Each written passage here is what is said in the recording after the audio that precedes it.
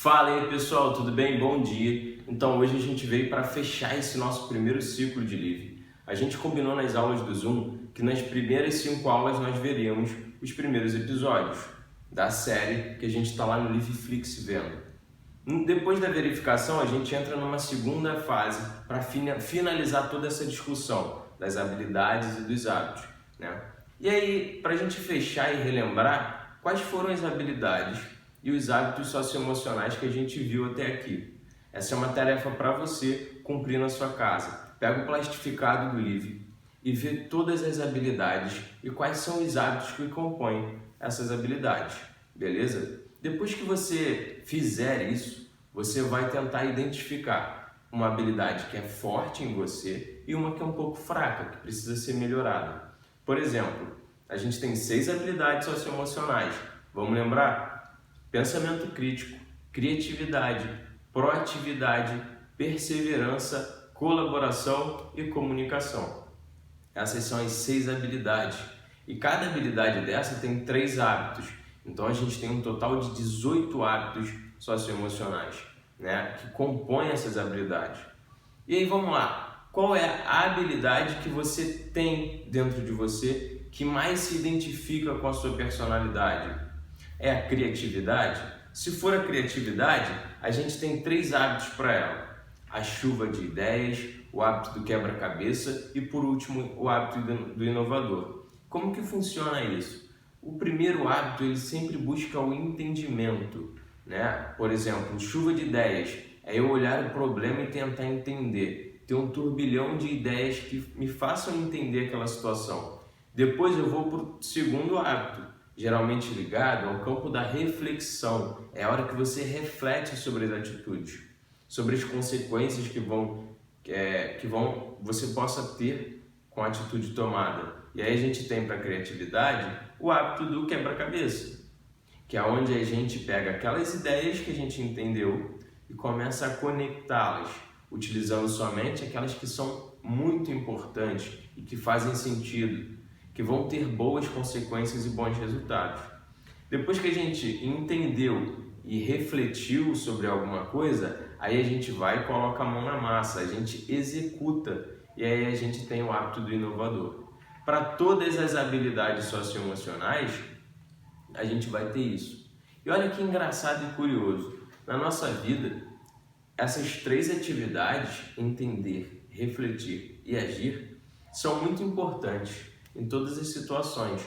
E é importante que elas sigam essa sequência. Antes da gente executar qualquer coisa, da gente fazer, da gente dar uma resposta para um amigo, para um pai, para um familiar, a gente tem que refletir sobre aquela resposta. Qual é o impacto daquela ação e daquela reação para aquela situação? Se eu responder, se eu me portar dessa forma, vai ser positivo ou negativo? Então eu reflito. E antes de eu refletir, no caso, eu tenho que entender qual é o comportamento esperado, que eu acredito ser certo. E aí a gente entra numa questão, que é a proatividade. A gente, quando fala um pouco sobre proatividade, a gente acha que é só fazer coisas antes que peçam. Mas ser proativo é o oposto de ser reativo. E uma pessoa reativa é aquela que age na emoção. É aquela que fala alguma coisa e fala assim depois: cara, eu não queria dizer isso, me desculpa. Ela é reativa, ela é papum, entende? Ela não leva desaforo para casa. E uma pessoa proativa vai ser aquela que vai reagir às situações com base nos princípios e valores que ela estabeleceu para a vida dela. Por exemplo, eu não gosto de pessoas ignorantes, eu não gosto de pessoas prepotentes. Então, isso é um valor meu, é um princípio. Então, eu não posso agir dessa forma. Então, as minhas atitudes, para que eu seja proativo e não reativo, têm que ser baseadas no que eu acredito que é certo para mim. E aí, você tem sido proativo ou reativo? Vale uma reflexão sobre isso. É ideal que, na maioria, na totalidade dos momentos, a gente seja proativo, para que a gente confirme a nossa essência através das nossas atitudes. Não adianta eu ser grosseiro nas minhas respostas quando eu prego para as pessoas uma imagem de eu gosto de ser bom, eu gosto de ajudar, eu gosto de me comunicar, será que eu realmente estou sendo aquilo que eu vejo em mim? Então, é para vocês refletirem um pouco sobre isso, tudo bem? E aí, depois que vocês refletirem sobre reativo e proativo, eu quero que vocês façam uma análise das habilidades socioemocionais em vocês, tá bom? Como eu falei, vejam a que vocês mais se identificam e aquelas que vocês precisam melhorar. Nas que vocês precisarem melhorar, vocês vão pegar um papel, vocês vão escrever os hábitos que compõem essa habilidade e vocês vão traçar estratégias para melhorar. Como que eu posso me tornar uma pessoa mais criativa? Primeiro, eu tenho que desenvolver 3 hábitos.